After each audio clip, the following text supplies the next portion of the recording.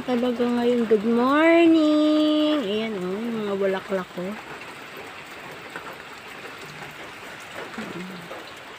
Tuloy talaga pag maulan.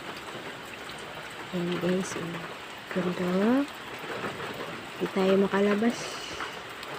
Kasi naulan. Pag sa probinsya, malamig ang hangin.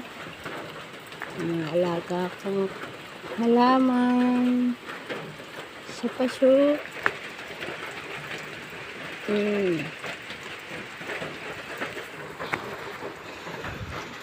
Yung pichay kung hindi na lumalaki.